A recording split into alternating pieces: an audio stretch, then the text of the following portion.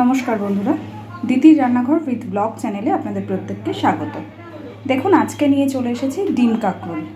কাঁকরোল সবার অপছন্দের একটা সবজি, কিন্তু এইভাবে বানালে কিন্তু এর স্বাদ মুখে লেগে থাকবে। তো চলুন আজকের রান্না শুরু করি। তো আমি গ্যাস অন করে কড়াই বসিয়ে দিয়েছি, আর কড়াই গরম হয়ে গেছে। আমি দিয়ে দিচ্ছি তেল। তেলটাকে খুব ভালোভাবে আগে গরম করে নেব।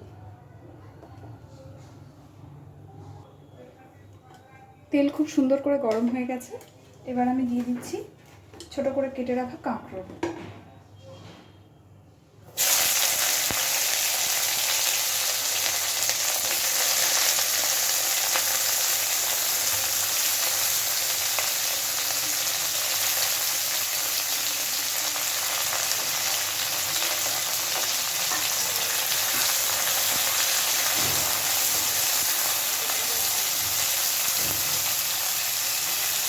আমি কাঁকরোলটাকে এইভাবে কেটেছি, আপনারা চাইলে এর থেকেও বেশি ছোট করে কেটে নিতে পারেন। কাঁকরোলটার ভেতরে এবার দিচ্ছি অল্প পরিমাণে একটু লবণ,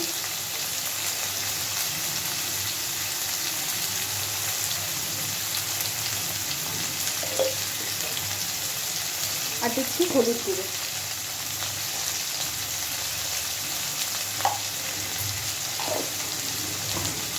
এবার খুব সুন্দর করে কাঁকরোলটাকে ভেজে নেব।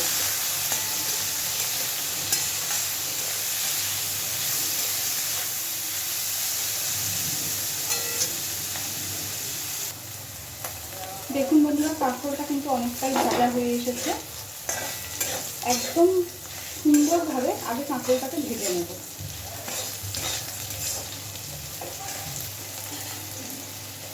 দেখুন, কাঁকরোলটা খুব সুন্দর করে ভাজা হয়ে গেছে। এবার আমি কাঁকরোলটাকে তুলে নিচ্ছি।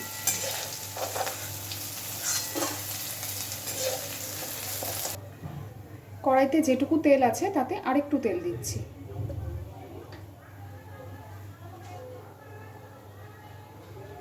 এবার এর মধ্যে দিয়ে দিচ্ছি পেঁয়াজ আর কাঁচা লঙ্কা কুচি।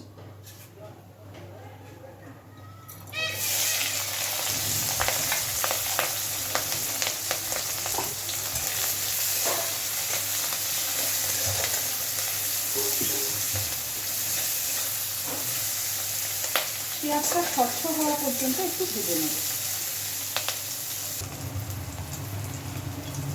কাঁকরোলটা ভাজার সময় নুন দিয়েছিলাম, এখন খুব অল্প পরিমাণে আরেকটু দিয়ে দিচ্ছি।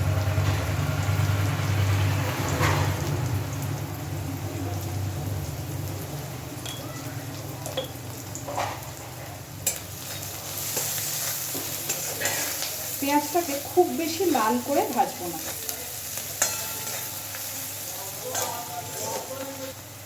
দেখুন, পেঁয়াজটা অনেকটা ভাজা হয়ে এসেছে। এইবার আমি এই পেঁয়াজটার মধ্যে একটা ডিম ভেঙে দিয়ে দিচ্ছি।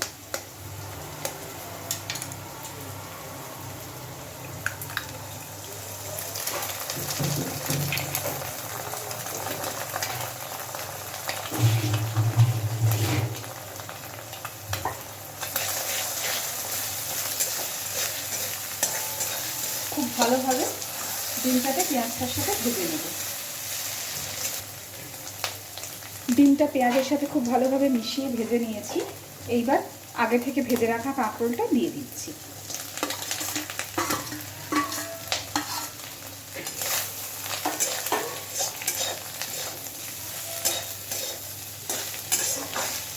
কাঁকরোলটা দিয়ে ডিম পেঁয়াজ সব কিছুর সাথে খুব ভালো করে আরও মিনিট 2-3 সময় নিয়ে ভেজে নেব।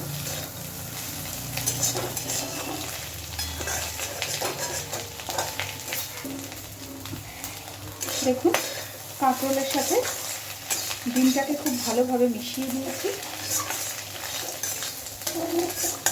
খুব সুন্দর করে এটা ভাজা হয়ে গেছে। এবার আমি গ্যাসের ফ্লেমটাকে অফ করে দিচ্ছি। কাঁকরোল তো বাড়িতে অনেকেই খেতে চাই না আমরা, কিন্তু এইভাবে একবার কাঁকরোল ডিম দিয়ে করে দেখবেন, খেতে ভীষণ ভালো হয়। আর এটা গরম ভাতের সাথে শুধু না, রুটির সাথেও কিন্তু খুব ভালো যায়।